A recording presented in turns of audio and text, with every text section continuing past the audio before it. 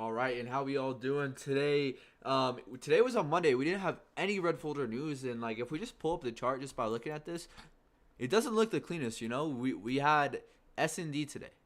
I'm pretty sure we had S&D. So not no, we didn't have seek and destroy profile, but we had seek and destroy conditions. Seek and destroy conditions when we pretty much just don't respect. We don't respect internal range liquidity. We kind of just chop around. We go from ERL to ERL, not really respecting internal range imbalances in liquidity. So if you just look at this on like the 5 minute over today's price action, it just wasn't very clean. I do want to go over the one setup that we had today that I do think that was the only setup there. But basically, we're gonna go into the kill zones and pivots. As we see in Asia, we end up expanding where we expand in Asia, and then London we kind of consolidate lower, and then there's no meaningful manipulation without this whole move. So therefore, you can expect to see a Judas profile. I was expecting to see this, and I was seeing this as a Judas swing this morning. I said that in the Discord, but I'm not here to be right. I'm just here to grow. Like, I don't care to be right. That's not who I am as a trader. We end up having a Judas swing here, and it wasn't as clean as I expected it to be. It wasn't as clean as I thought it was going to be. We kind of just had that Judas. I would have liked for us to take this high here. That would have been a lot cleaner. And if we look at ES at the time, ES we left equal highs here. So I do think that this trade was a little bit tricky just because ES didn't actually take this high. But the real reason why we were okay with leaving it is because YM didn't end up taking this high. We had very large divergence between YM today. We had SMT here with YM qualifying us to go lower. If we go to YM, the draw on liquidity had been met. It was this SIBI over here. We kind of come up here into that SIBI. We also kind of we come within the SIBI, and then we're starting to slow down here a little bit. You look on ES here. Let me delete this drawings. ES, the draw on liquidity was this high. We come up, we take the high, and then we just create a wick here. Create a doji candle there. So that was the draw on liquidity. Then once that was taken, we kind of just stuck within that range for the whole day. There wasn't really much to miss out on, perhaps. Like, ideally, I don't necessarily want to be trading this. This is high resistance liquidity conditions, and yeah, that's kind of what the overlook of today in terms of trading this. There was a trade that I saw, and it was that first initial short. We come up here, we have SMT here at these highs here with NQ. ES fails to take this high, NQ does. I like the trade a little bit better on NQ. We end up coming up. Judas profile. I'm pretty sure we respected consequent encroachment of this wick. This is a rejection block here. We respect consequent encroachment of that wick very nicely. Not the cleanest in my opinion. Not the cleanest. Not like this today wasn't a textbook case scenario in my opinion. Today was a little bit tricky. We come up, rejection block, constant curvature of that wick holds perfectly. SMT with YM here, and then we have an SMT with ES right here. And then after this, you could have souped this, but for me personally, I'm not going to take soups. This was your SMT we had here with ES, SMT, displacement lower. This fair value gap entry would have been the entry that I like. This fair value gap or this fair value gap, either one would have been nice. All the way down to London low. In terms of trading this is like the only position that I really see that would be worth taking. Stop here or TP here would have been a nice like 3R trade. Put your stop at this wick, then let your trade go, and boom. As you see, nice little sell-off we had there. And then once Asia low gets taken, we come within a 1 hour fair value gap. I'm just waiting. We just take Asia low, or sorry, London low. We're within this 1 hour fair value gap. We're respecting it. I'm thinking, hey, we might come back up here, but I don't necessarily think that's a possibility today. And then we end up kind of just ranging within this whole range. We're kind of just range bound here. Originally, I was thinking that we might sell off after rebalancing into this 15-minute fair value gap. We kind of do. There kind of is maybe a sell here.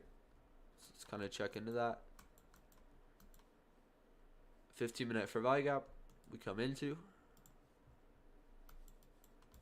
Looking for IRL to ERL. Let me pull this up.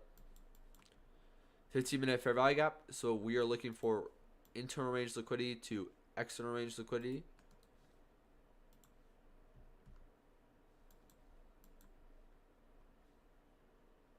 Displacement lower.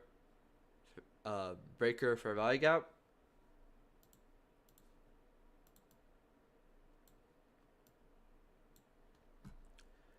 This could just be one of those trades where you just trust the model and then you just let it play out. But I really don't like. Ideally, this trade is what, a whole 3 hours? I mean, it does end up panning out.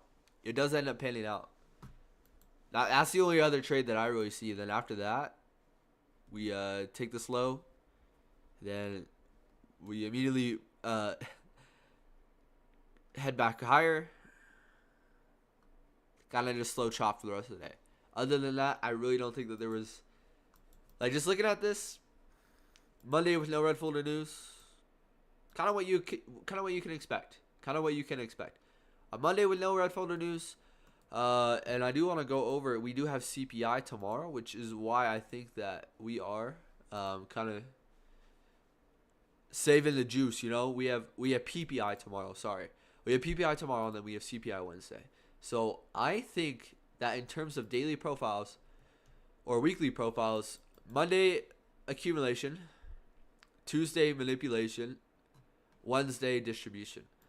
But realistically here, price doesn't really need to head lower here. We've kind of rebalanced here. This whole area is balanced. Here. We've offered both buy side and sell side.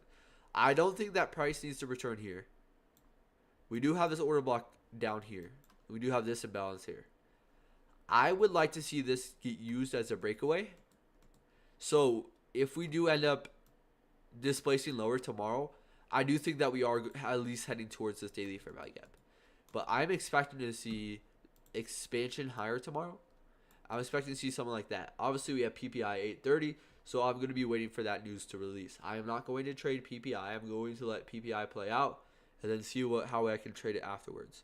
Obviously, PPI and CPI are bigger news events. CPI is more important than PPI, but PPI will probably have some form of distribution aspect to it.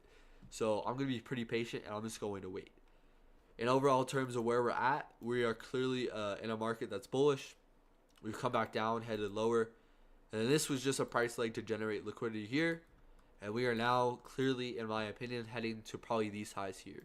If you look at DXY, DXY is looking a little bit confusing. And this is the only reason why I'm a little bit hesitant to where we're likely to draw to next. If we look at this, we have a clear original consolidation here on the left. We know that. And we look on the daily. Right now we have this daily order block, and then we have that daily fair value gap, and we kind of respected it, and we could draw back into this order block here. I'm gonna mark the body of that order block instead of the wick. We could draw back into this daily order block here, which is what I could see happen. But ideally, I would have liked to see us make a strong reaction off that to the upside. But if you look at where the indices are at, I think that we still have room to work higher, and I would not be surprised if we come back down and then maybe take this low here. We don't really have anywhere to rebalance to. Maybe this for value gap, but at the end of the day, this does look like a market maker buy model. Which is why I'm a little bit hesitant to really pull the trigger on anything and to really look to be really risk on. By risk on, I mean really looking to put my capital or my funded account or my conviction onto the table. So I'm very patient this next month. You guys know me. I'm not taking a trade, and that's completely okay. There's nothing wrong with that.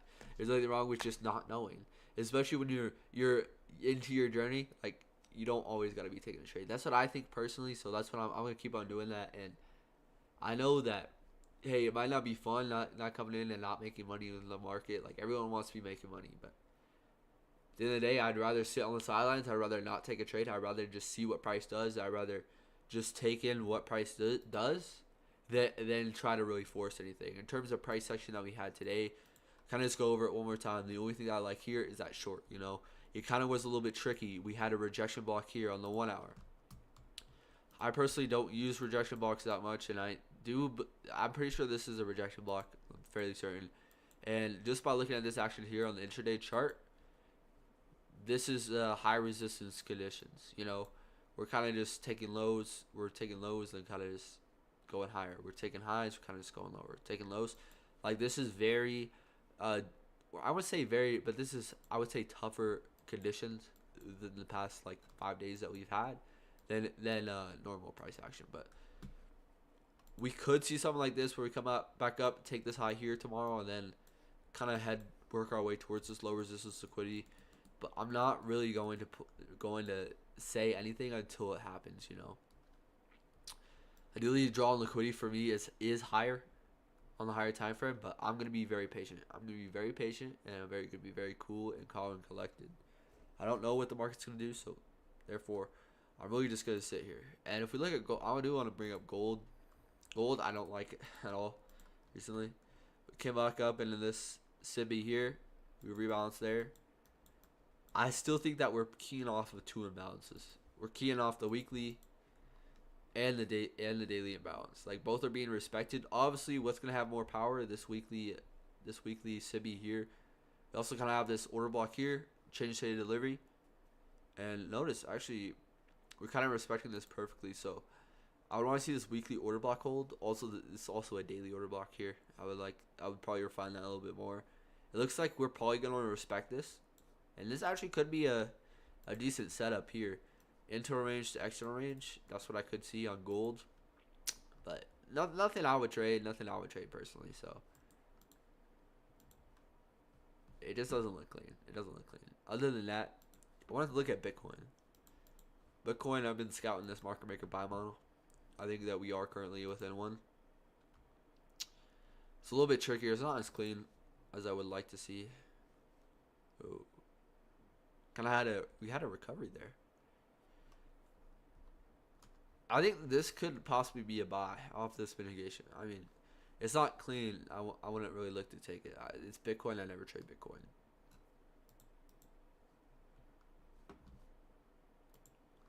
All right, yeah. Today, Monday, no red folder news.